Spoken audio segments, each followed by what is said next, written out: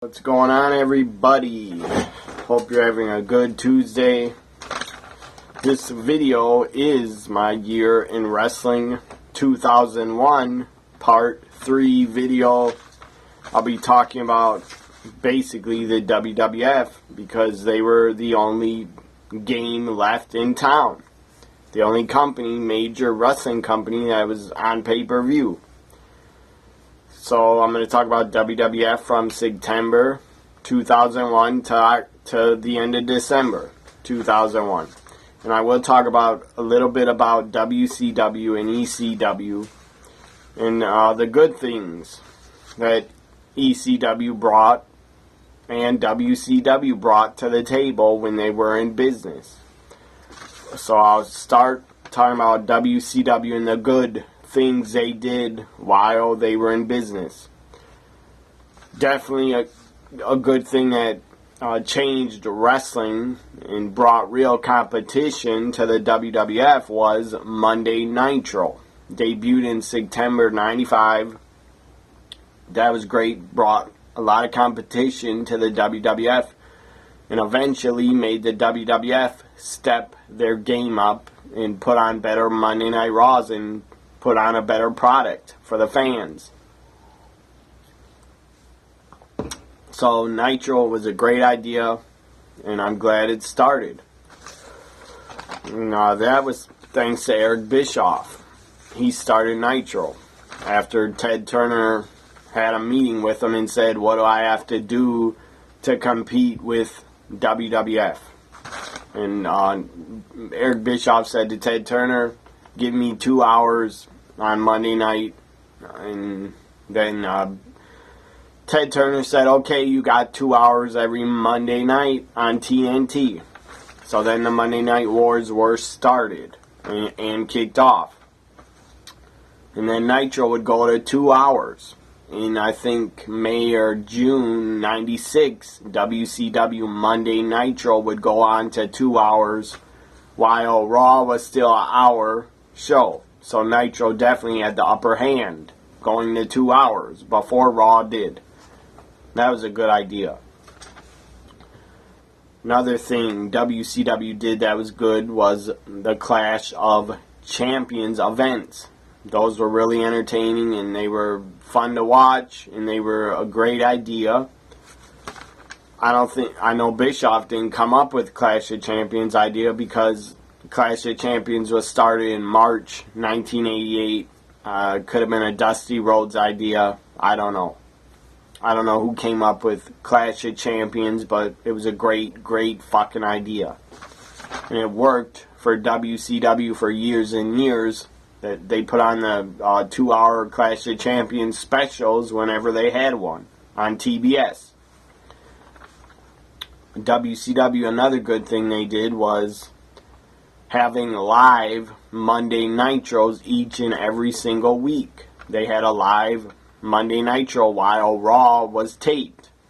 Usually, and I think Raw was live one or 2 weeks out of a month, but that's not every month. That's not every week. Nitro was live every single week, and it worked for WCW. It gave them the upper hand, and probably eventually WCW going live every week on Monday eventually made them number one and made them defeat Raw in the ratings week after week because they were live.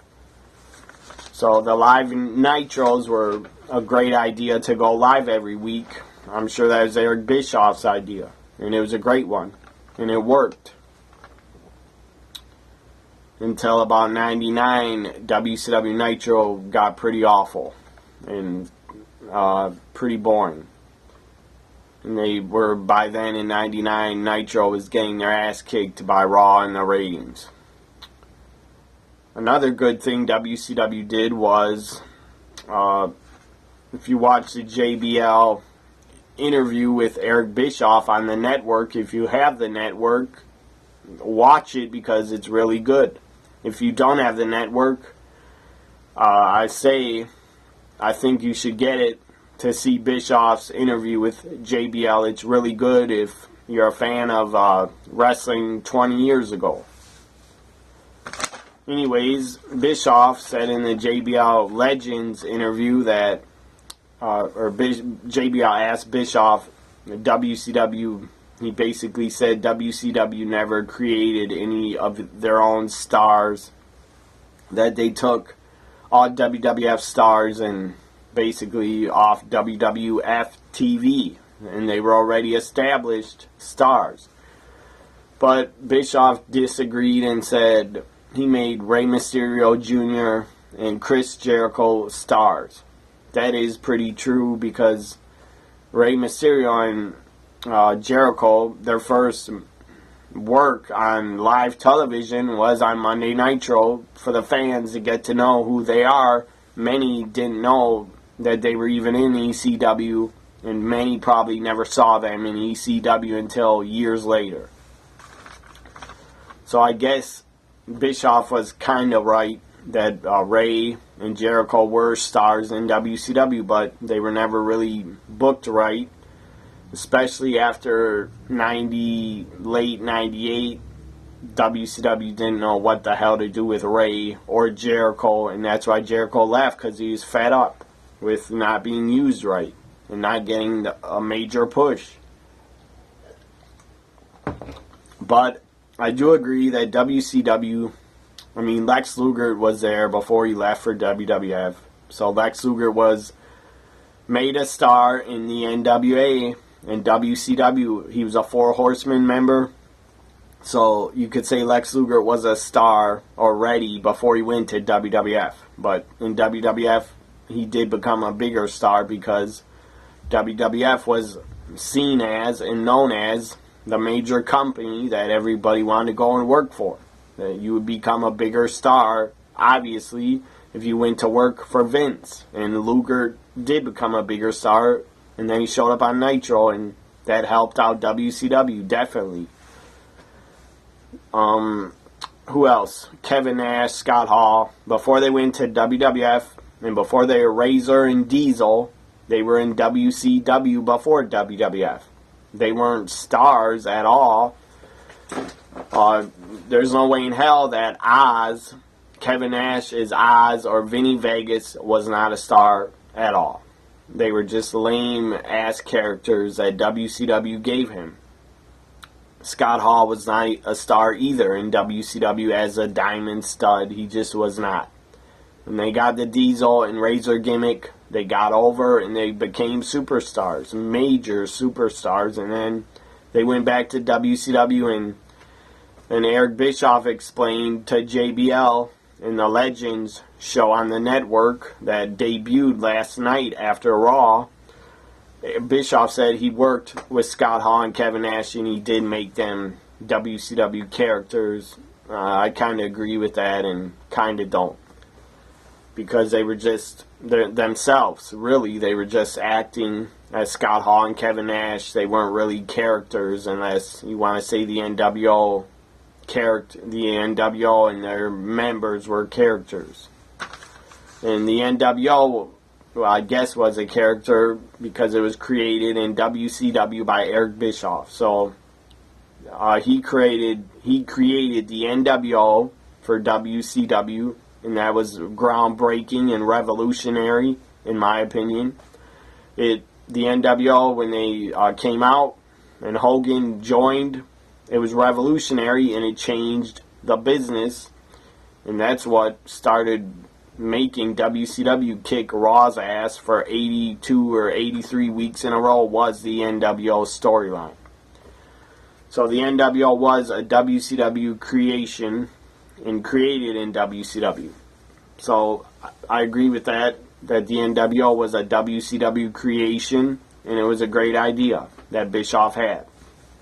And there are rumors that he stole the idea from New Japan Pro Wrestling that was doing like a similar, I guess, group or NWO storyline. I don't know if they were. I didn't watch New Japan in 96 or 95. I had no way of watching New Japan to know if Bischoff ripped somebody off and took the NWO idea. But who cares if he did rip it off, because he made the NWO his own. It was in Bischoff's vision was the NWO. He created it. It was his vision, and what he did in WCW might have been similar to what New Japan was doing, but it was a WCW creation. I don't think Bischoff ripped it off from New Japan or any other company, because the NWO was his version and vision. Another thing WCW created that was good, but they ended up not booking him right and basically screwing him because he was really green, and he got played by Hogan and Nash backstage, but he was a WCW creation, and the guy got super over. Goldberg. He was a WCW creation, and you got to admit, even if you hate Goldberg, you got to admit the guy got super over, and he was over. He was so over, he beat Hollywood Hogan for the world title. So that tells you right there how over he was. So WCW did a lot of good things, and I just mentioned them all. Now ECW also did a lot of great things. Their promos, backstage with music. They played the Pulp Fiction music, or theme song of Pulp Fiction, the movie. They were playing that music when they would cut their backstage promos that usually went on for 8 or 10 minutes. With all the talent would cut a promo, and then they'd go to the next talent, cut a promo. It was just great stuff. In the music, that was real music by real groups and real people. The music that was a wrestler's entrance music, that worked, and that really helped ECW. And the video packages that they'd come out with real music in it, that was great stuff, and it was fun to watch and awesome to watch. So Paul Heyman, he had a great vision for ECW, and he got it over. A lot of people could say that all the excuse me, my nose is running. A lot of people could say that all the ECW fans were just a bunch of marks, or stupid marks that wanted to see violence and whatever. I disagree, but hey, I drank the Kool-Aid, so I'm not going to bash ECW ever because I was a fan of ECW. And what Paul Heyman did, he did some great stuff in the short term. Great stuff that lasted only about 6 or 7 years. And then, of course, they went out of business. But ECW did some legendary stuff, and WWF stole a lot of it and put it in the Attitude Era. And WCW also stole a lot of stuff that ECW is doing and WWF was doing. Well, they did their own versions of it. And WCW would have Public Enemy carry out the table, and they'd start breaking tables, and WCW even created a Hardcore Championship, I think in late or early 2000. So WCW and WWF, no matter what they say, they did steal and take some stuff that ECW did. So all I gotta say is ECW did some great stuff, but the worst stuff they did was mismanaging the money because they went out of business. Or I think it was Paul Heyman that was in control of the money, or somebody was, and whatever. They didn't save the money they were making. I don't know what happened, to be honest. I know they went bankrupt, but that's all I know. And Paul Heyman has said the pay-per-view companies owed ECW $2 million, as I said in my last video. Pay-per-view companies did not pay ECW their $2 million for their pay-per-view buys and profit that they made. They never got it. Now I'm going to talk about, there was a company around, I think in early 2001, called MECW, Main Event Championship Wrestling. They held a show at the ECW Arena. It had basically all old ECW stars on it. Sabu, Sandman, Public Enemy, I think. and some other ECW talents. This was in, I think, early 2001. They were called Main Event Championship Wrestling. They were a new company. They had a lot of old ECW guys, as I said, and some WCW guys that were probably just released because WCW went out of business and their contracts didn't get accepted by the WWF. So they went out of business really quick. I think Main Event Championship Wrestling only lasted probably under 2 or 3 months. And I think they only held 1 or 2 shows, and they were both at the ECW arena. And then you had another company come out called XWF. I believe Jimmy Hart was behind it, and Hulk Hogan, and they were trying to get a TV deal, and they couldn't get a TV deal. They shot a whole bunch of episodes, and I guess tried to get a TV company or a television network to watch all those episodes and then sign them to a deal, but it never happened because their episodes weren't very good. They had good talent on them. They had Roddy Piper as, I think, the commissioner of XWF, and Sable was the CEO. You had AJ Styles in XWF, but XWF did not last long, so all those talents were gone. AJ was there before TNA. Jimmy Snuka's son was there. Road Warriors were there. Nasty Boys were there. Greg Valentine. A lot of old 80s talents were there. Friends of Hogan and people that Jimmy Hart used to manage or knew. I don't think they never crowned a world champion, did XWF. All they had was a Cruiserweight Championship Battle Royal, and I think AJ Styles won it and was a Cruiserweight champion. So XWF, they did release a DVD of all their episodes, and I think it's only 3 or 4 episodes on the 3-disc DVD set. I actually own it. I don't have it with me, but it's up in my bedroom. It's a 3-disc set of XWF, and they were called In Your Face Wrestling. It was decent. They had a decent concept, but they never got picked up by a TV network. So they folded, basically, because they probably couldn't get backers to back them and put money into them because they didn't get a TV deal. Now I'm going to talk about September. Unforgiven was the pay-per-view for September for the WWF, and I believe right before Unforgiven you had what I'm going to talk about right now, very tragic day in history. You had September 11th happen right before Unforgiven, 2001. So September 11th and the terrorist attacks happened. A lot of people were killed by in the World Trade Centers. Just an awful, tragic, horrible day in America. As an American, it was awful to watch. I actually had nightmares about the terrorist attacks the day it happened. The next night, I went to sleep on September 11th. I actually had nightmares about it, and it was awful. So, nobody will ever forget what happened on September 11th, 2001. It was tragic and probably changed a lot of what WWE was doing at the time, because they were doing a lot of Attitude Era stuff, but probably changed them to tone it down a bit because of the terrorist attacks and whatever. That's all I gotta say about it.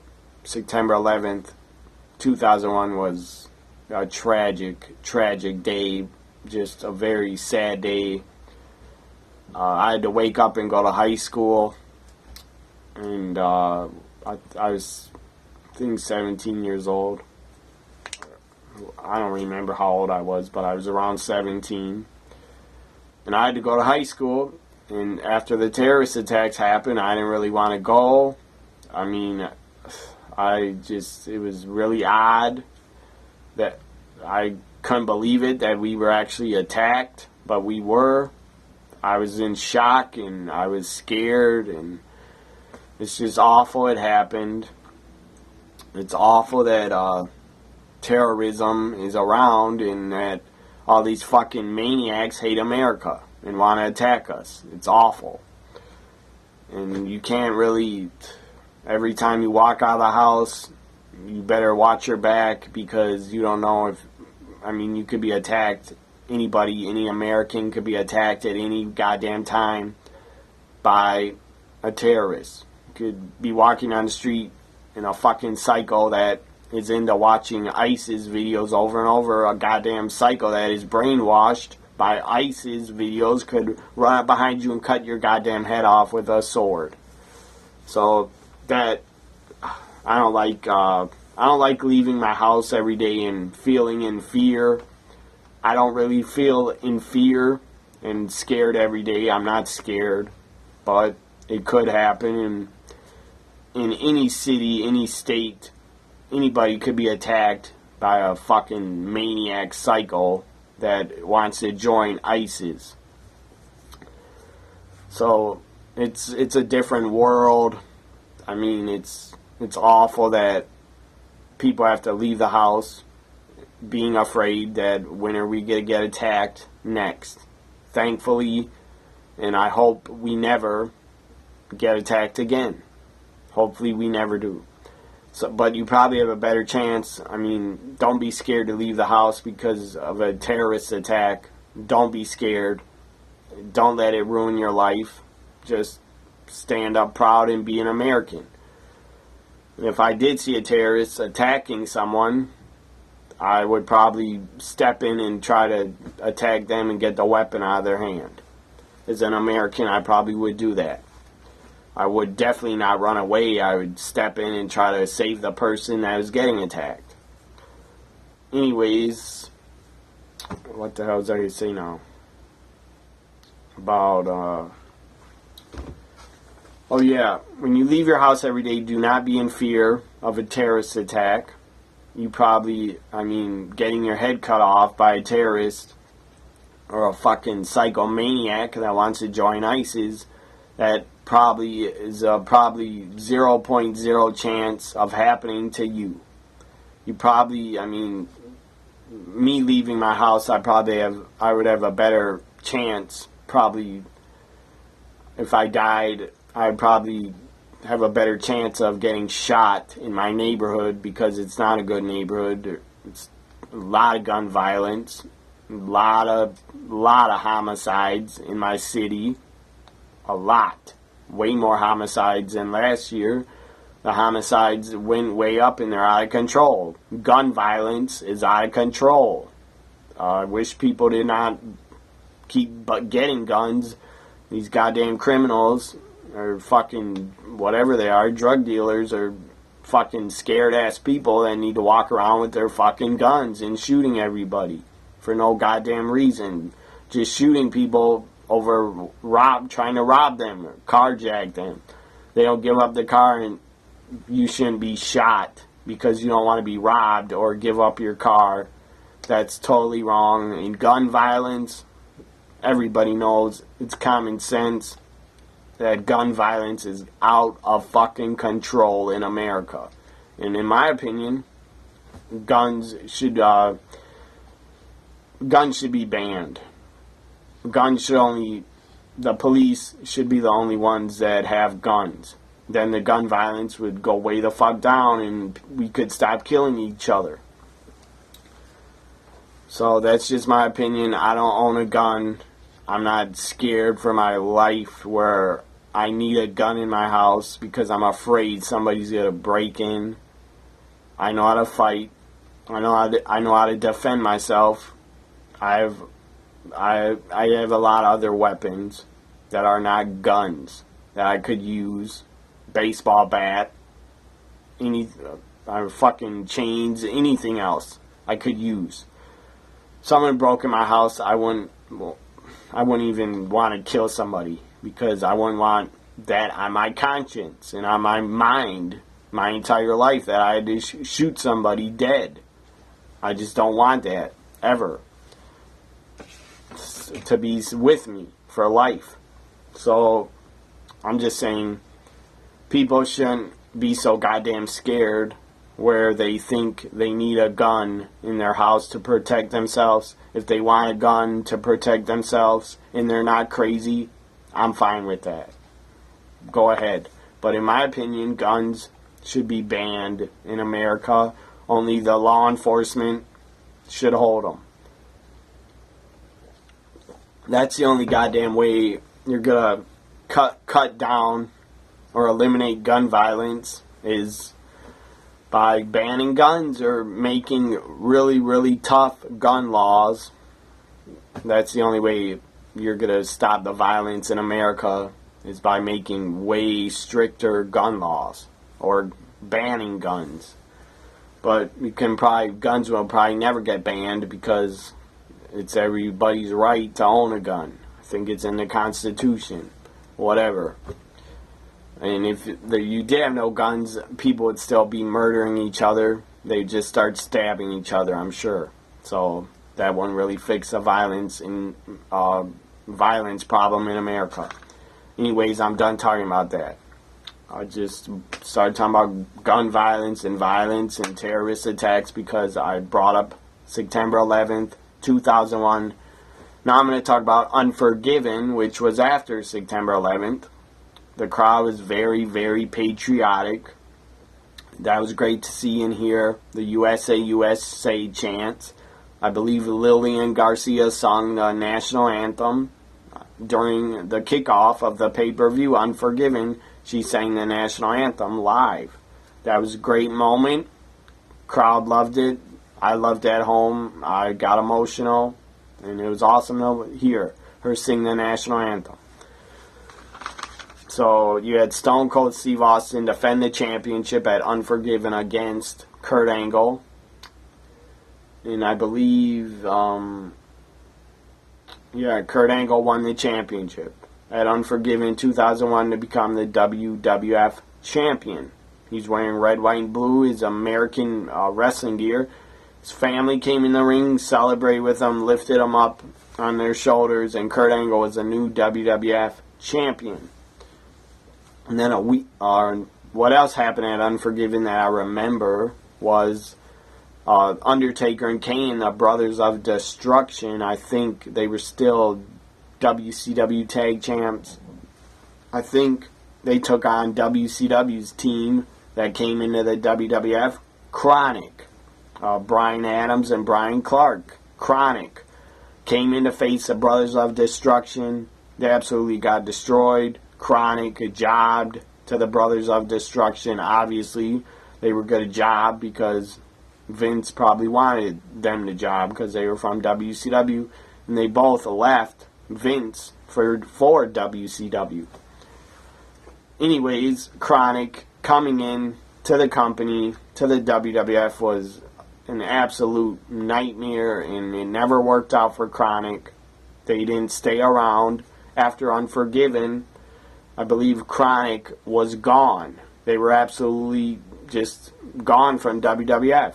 I guess in their match at Unforgiven 2001, the company, the WWF, hated the match and how it went, and they thought Chronic, I guess, didn't deserve to be in the WWF, so they'd probably release them from their contracts.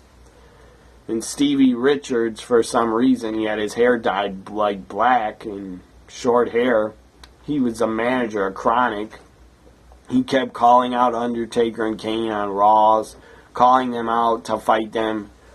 Then Taker and Kane would come in the ring, beat the crap out of Stevie Richards, while then Chronic debuted and saved Stevie Richards on, I think, a Raw before Unforgiven. So Chronic was, I guess, Stevie Richards was their new manager. That made no sense to me. But whatever, Chronic was gone right after Unforgiven. They didn't last long at all. Back in the WWF, where they were Crush and Adam Bomb. So that was Unforgiven. Good pay-per-view event, I thought. Now I'm going to go on to, after Unforgiven, on a Raw, you had Kurt Angle defend the title against Stone Cold Steve Austin in a rematch. Stone Cold got his rematch. Stone Cold defeats Kurt Angle, wins the WWF Championship on Raw. And Kurt Angle did not have a long run. Probably lasted 1 or 2 weeks. And then he lost it on Raw back to Stone Cold. And this was in 2001, the last WWF Championship that changed hands on Raw was in 1999. So 2 years later, they finally changed, or the WWF Championship finally 2 years later changes hands again on Raw. Now I'm going to talk about No Mercy, which was in October.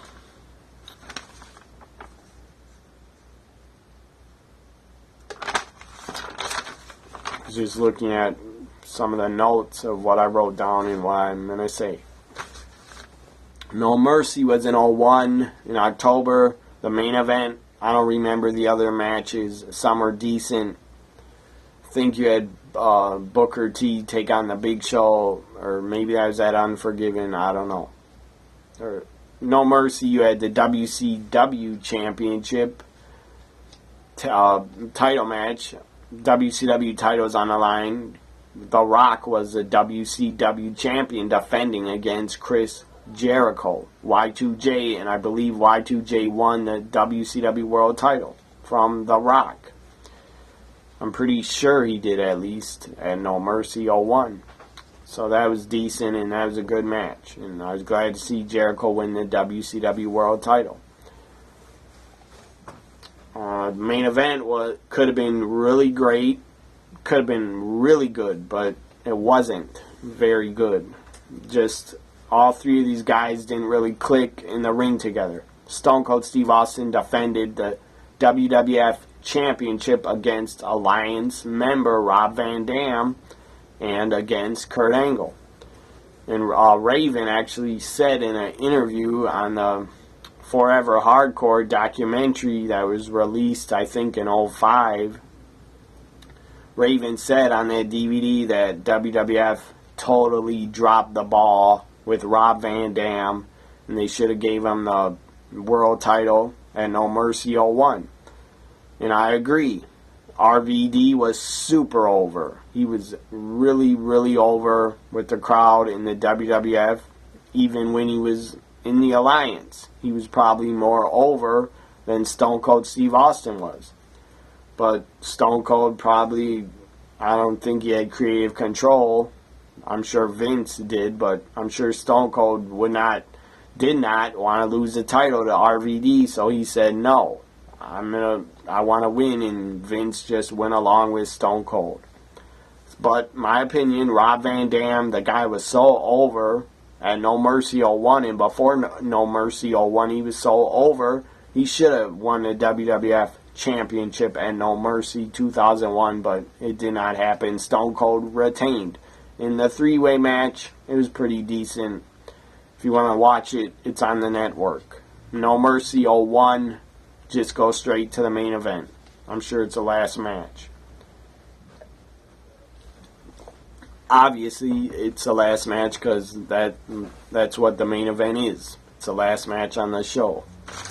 So that was No Mercy 01. I'd give it probably from 1 to 10, I'd probably give it a 7. 7 or 8, because Rock and Jericho was pretty damn good, and the main event was pretty good also.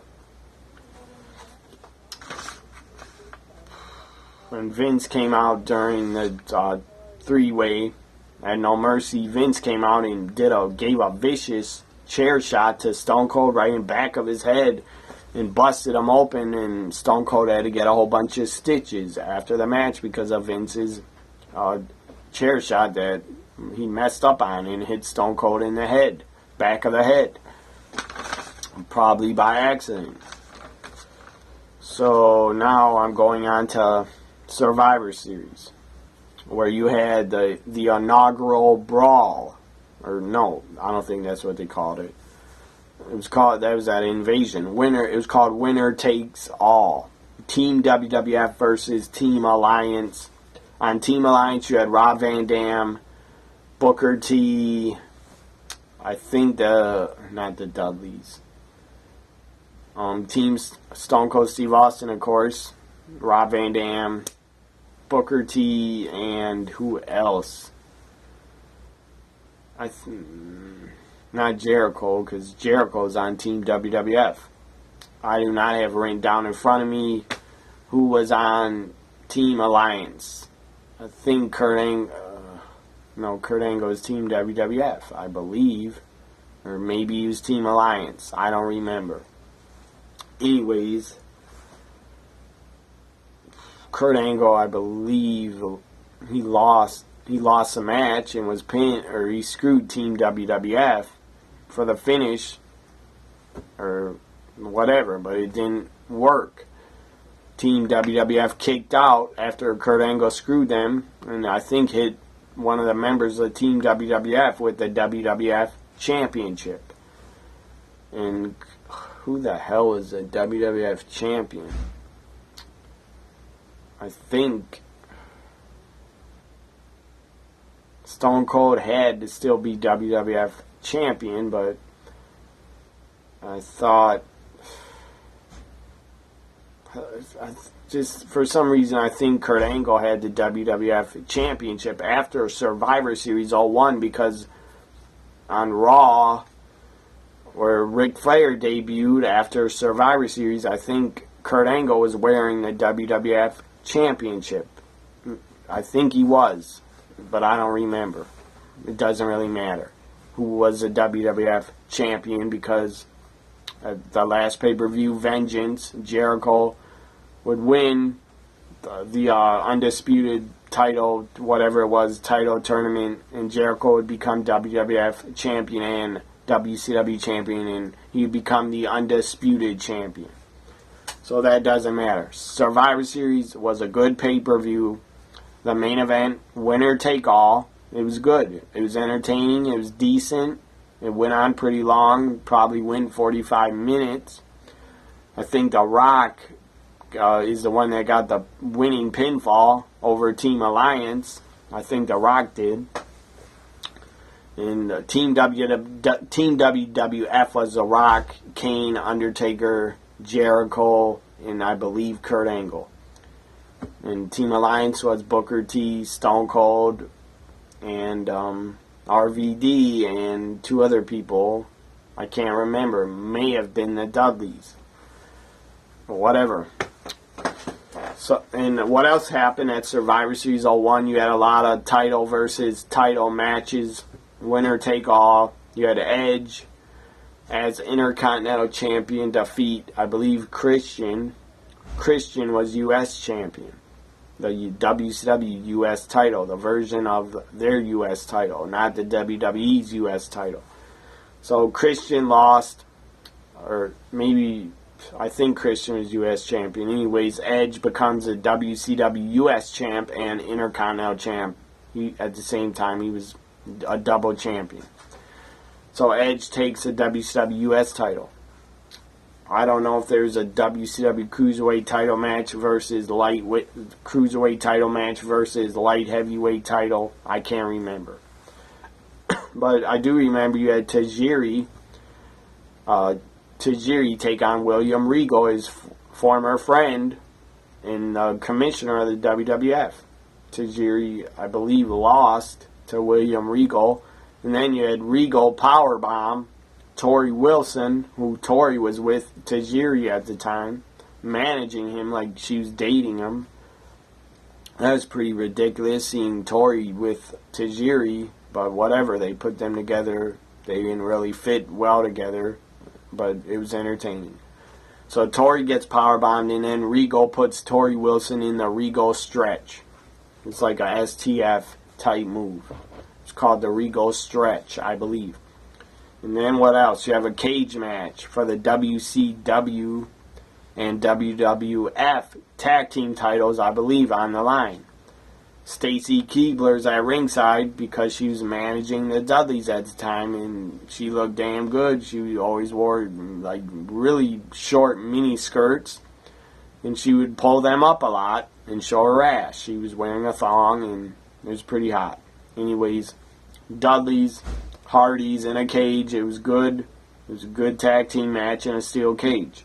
Jeff Hardy did a swanton bomb off the top of the cage, and I believe one of the Dudleys got off of the table, and Jeff Hardy absolutely destroyed and broke the table in a million pieces on his swanton bomb off the top of the cage.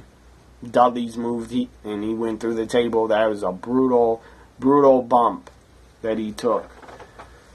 And I think the Dudleys, I believe the Dudleys won. I'm pretty sure they won. Maybe I'm wrong and the Hardys won. But I think the Dudley boys won and left with all the tag team gold from WCW and the WWF. If I rate Survivor Series 1 to 10, 2001, I give it a 8 or 8.5. Very good pay-per-view. They also had a battle royal. The winner of the battle royal got immunity, so they could not be fired. It was Alliance guys against some WWF guys, I believe. I think Test won the immunity battle royal, so he cannot be fired by the WWF. So Test, I think, won it. It was a good pay-per-view. Now I'm going on to, I think this was before, or maybe it was after Vengeance. I don't remember. Anyways, another company was around in 2001 for a very short time. They were only on pay-per-view once in October 2001. They got a pay-per-view deal. They were called WWA, World Wrestling All-Stars. It's a lot of ex-WWF talent. You had some ex-WCW wrestlers on the show like Crowbar, Road Dogg, Jesse James, Jeff Jarrett. I can't remember who else was on the show, but I do actually own the show on video because I actually ordered WWA back in October 2001, so I still have it on video because I ordered their pay-per-view. Probably because I wanted more alternative to watch other than WWF, because they were the only place around on pay-per-view. So the main event was Road Dogg against Jeff Jarrett in a steel cage. Bret Hart was a commissioner of WWA, and Bret Hart basically got on the microphone and cut a shoot promo. This was not scripted, I'm sure. He just basically went off on the WWF and Vince McMahon. Bret was on the mic and basically just going off in his promo. Got on the mic, swore a couple times, and said Vince McMahon is a piece of shit. And that got a loud crowd reaction. The show was in Australia because the guy that started the WWA, I believe, was an Australian guy. So the pay-per-view was held in Australia. The crowd was pretty hot. Good crowd for the entire pay-per-view. They were passionate wrestling fans that went to that show. It was held in Australia, as I said. And they popped when Bret Hart said Vince is a piece of shit. And then Bret said something else that was kind of stupid, like, I knocked Vince McMahon, I knocked his old ass out, and that got a loud crowd reaction. And then I think he even said, fuck the WWF or something like that. So Bret was angry because of the Montreal Screwjob, obviously. Bret was pissed off and angry. So after that, the show ended, I believe. I think Jeff Jarrett won the WWA World title against the Road Dogg. So Jeff Jarrett was their world champion. And they would put on another pay-per-view in 2002. WWA would put on another pay-per-view, and then again, I think in 2003 they put on another pay-per-view, WWA did, and they actually had Sting on the show. Again, wrestling Lex Luger and other good talents like Saturn and Simon Diamond and somebody else. I don't remember who. Saturn, and I don't remember who else. Vampiro was also on the show. So that was in 2003, but I'm not talking about 2003 now. So you have, that was WWA. They had a pay-per-view in October 2001.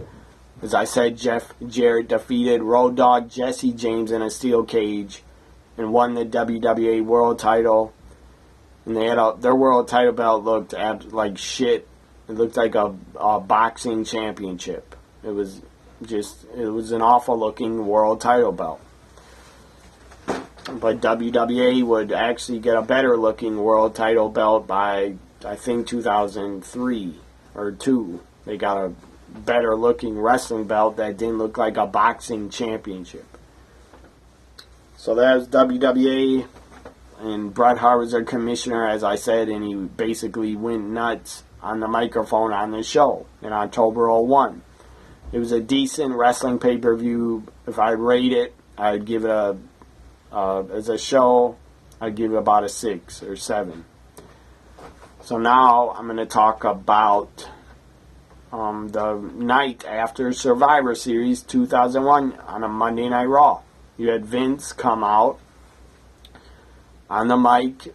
Mr. McMahon came out. He was basically babyface, and he was celebrating because the team WWF survived, and they won in the winner-take-all match at Survivor Series. So Vince was really happy. He was like celebrating. The fans were happy. They were celebrating for WWF.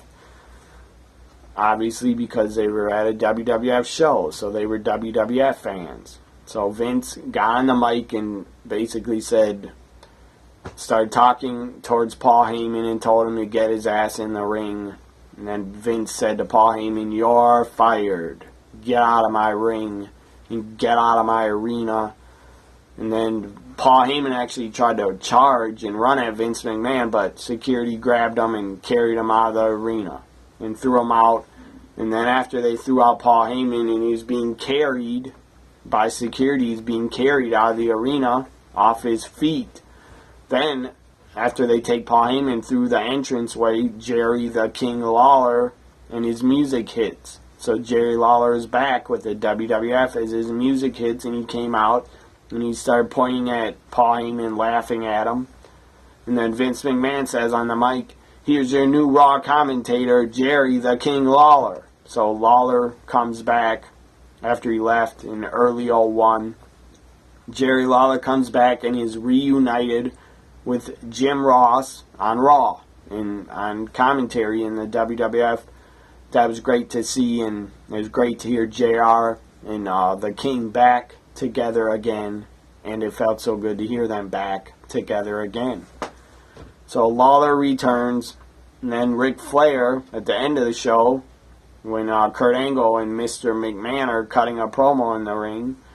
So I guess Vince turned heel again because he's with Kurt Angle. And Kurt Angle actually turned on Team WWF and tried to screw Team WWF out of their jobs and out of work.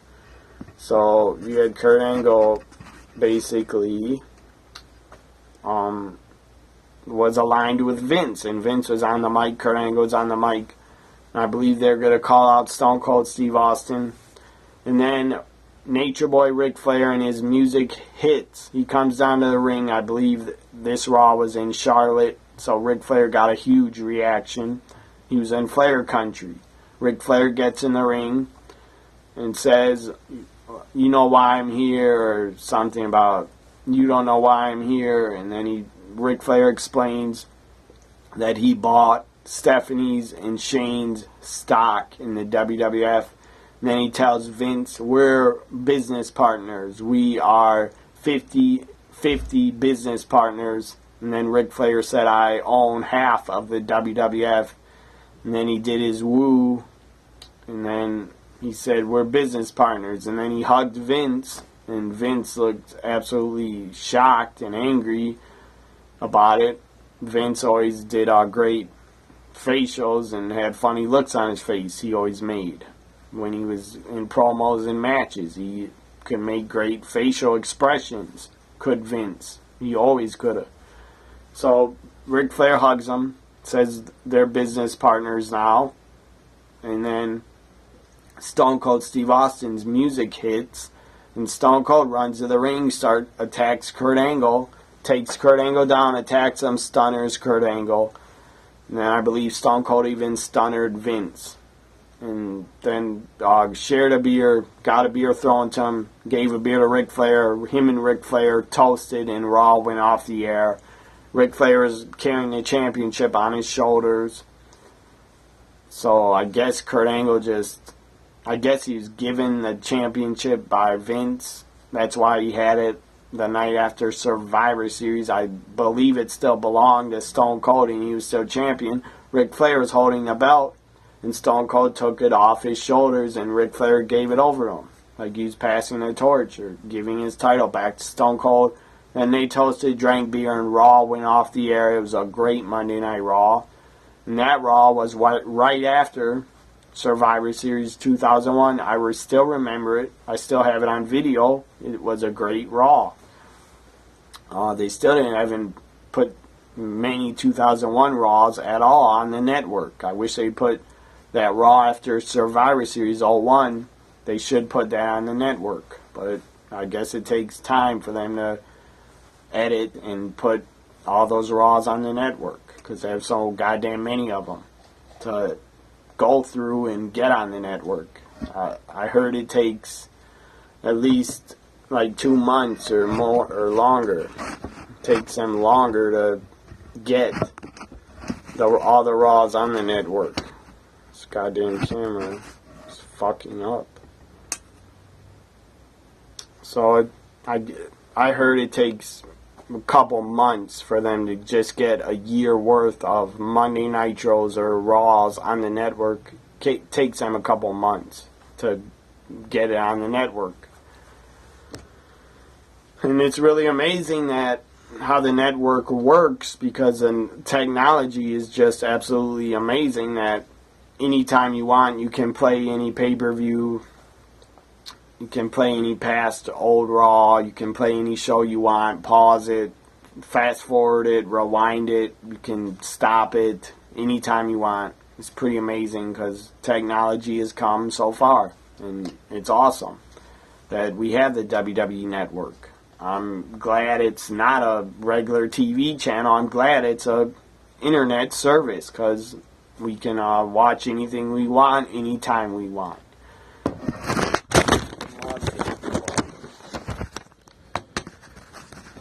I apologize for that. That's my fault. Now a fucking cat is crying. Oh my goodness. Unreal. First fucking camera falls. I apologize for that. That's my fault. And now my cat is sitting in the window crying and screaming at another cat he sees outside that he wants to basically kill. Maybe you heard that. He wants to kill that other cat. Because my cat is a killer. He's really nice to me, but he's a real killer.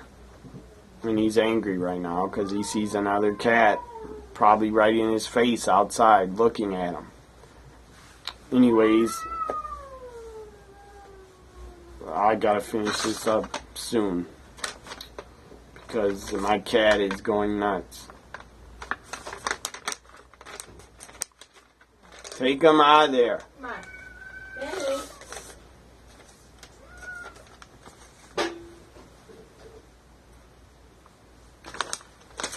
So now I'm going to talk about a SmackDown that happened in December 2001, where I'm talking about this because it was great.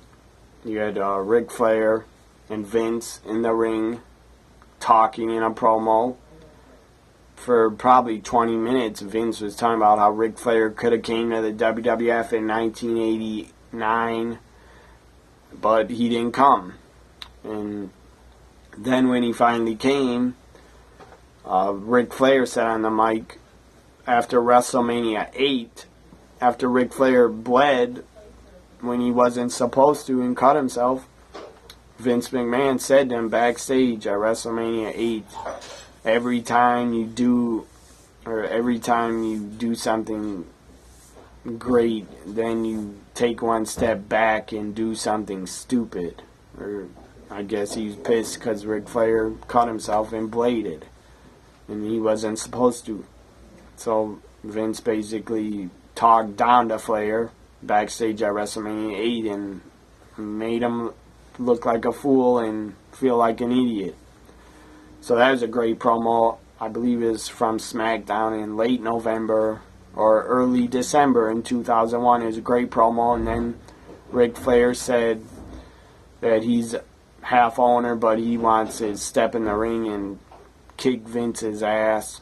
So then he says, I'm going to kick your ass. And then Ric Flair sucker punches and knocks out Vince.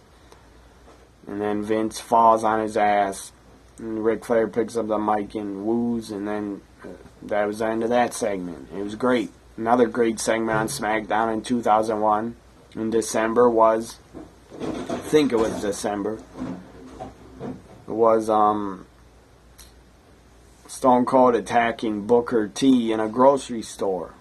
They basically had a big fight and brawl in a grocery store, and they used everything off the shelves. I mean, cereal, Stone Cold opened cereal boxes, pouring it on Booker T, opening milk, pouring it on him, hitting Booker T over the head with eggs. It was absolutely... Quit talking! Hell's wrong with you? Seeing him with eggs and bread. He's throwing bread at him. It was just super entertaining, that grocery store fight. And then they went in a freezer, back in a freezer, and Booker T thought he was rid of Stone Cold because he threw him in a freezer door and closed the door on him. So Booker T thought he's free. And then Stone Cold came out of the little freezer door where they put frozen food or milk or whatever. Came out of the door behind Booker T and attacked him again. And then beat the hell out of him. Put him on the checkout, on the freaking cash register checkout, laid Booker T on there. And then he checked out Booker T of the checkout lane. And he kicked Booker T once and he fell off the register. He fell off it onto the floor. And then Stone Cold, and then the sirens started. Then there were sirens going off. And then I guess the police are coming.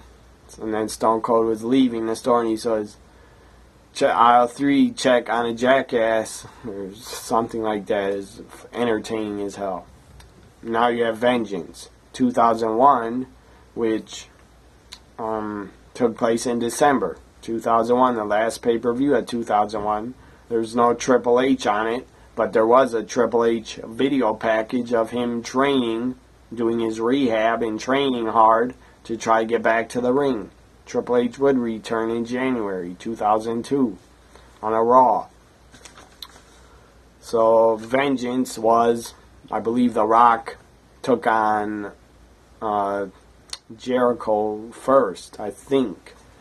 So The Rock gets defeated by Chris Jericho. Jericho defeats The Rock, and Jericho was the World Heavyweight Champion. So he would go to the finals to take on the WWF Champion. The winner would become the Undisputed Champion. So, you had Stone Cold take on Kurt Angle, and then after Jericho defeated The Rock, you had Stone Cold take on Kurt Angle. They had a good match, a very good match. It was great, great stuff from both Angle and Stone Cold. Stone Cold wins, goes on to face Chris Jericho. I believe right after Jericho defeated The Rock, you had Stone Cold come out. And Jericho looked dead tired, like he's not ready for Stone Cold. He's laying in the ring. Stone Cold comes out, starts kicking the shit out of Jericho, beating the hell out of him. Well, Jericho survived. And I'm pretty sure Vince McMahon screwed Stone Cold and came out again and did a run-in. So Vince did a run-in. And then Jericho got the win and won the Undisputed Championship and won the WWF Championship for the first time. So Jericho, then he celebrates to the back. Confetti comes down, the pay-per-view goes off the air. And Jericho becomes the first ever Undisputed World Champion. Like we haven't heard him mention it before. He was the first ever Undisputed Champion. So Jericho wins. Good, congratulations to Jericho. That's a hell of an accomplishment. So that was a Vengeance 2001, and the other matches that were on Vengeance, I don't remember them. They weren't memorable to me. And about WCW, everybody knew the Alliance, or WWF's WCW. Everybody knew the Alliance was going to lose to WWF because it was Vince's company. Vince was running things. So WWF wasn't going to lose to the Alliance, and they weren't going to have Raw become WCW Nitro again. Or it never did before, but they weren't going to make Raw Nitro. So WWE was definitely, or WWF at the time, was definitely not going to lose at Survivor Series and bring in WCW commentators. They just were not going to do that. They already tried to do that in in the spring of 2001. They brought in Scott Hudson, former WCW commentator, to work with Arn Anderson. That didn't work, and that didn't last long, because WCW commentators would not exist anymore in the WWF. After Scott Hudson, I believe, only worked one Monday Night Raw and one SmackDown, and then he's gone. He worked the infamous match between Buff Bagwell in his only WWE match ever against Booker T. That was an absolute mess. Buff Bagwell could not work the WWF style. The guy probably had a huge ego and thought he was better than he was. Buff did not have the stuff to last in the WWF or WWE because he would never return. So they got rid of Buff real fast, and he didn't have the stuff. So as I said, they weren't going to bring Tony Schiavone back to the work WWF Raw and have it be Nitro. And they definitely weren't going to hire that fat bastard Mark Madden. Or they didn't even hire Mike Tenay either. And Mike Tenay, I respect him, he's a good announcer. He knows a lot of history. So this ends my Year in Wrestling 2001 Part 3 video. I apologize about the camera falling. That was my fault. But whatever. I got it set up now. So everything's all good. Got my cat out the goddamn window with help from somebody that lives with me. So all this craziness that happened during this video, it went on a little bit long, but I talked about September to the end of the year. This ends the Year in Wrestling 2001. This was part 3. I'll be back with probably part 2 on Thursday or tomorrow. Not part 2. I mean, I'll be back with a Year in Wrestling video, the year 2002. Probably I'll do that on Thursday and put it up on my YouTube and Twitter. This was the Year in Wrestling 2001 Part 3, my last 2001 video. I'll do a 2002 Part 1 on Thursday, and tomorrow I'll probably do my NFL picks for week number 3, because the Thursday night game is coming up soon. So I'll do my week 3 NFL picks tomorrow. My week 3 NFL predictions, picks, whatever you want to call it. Have a good Tuesday. Bye for now.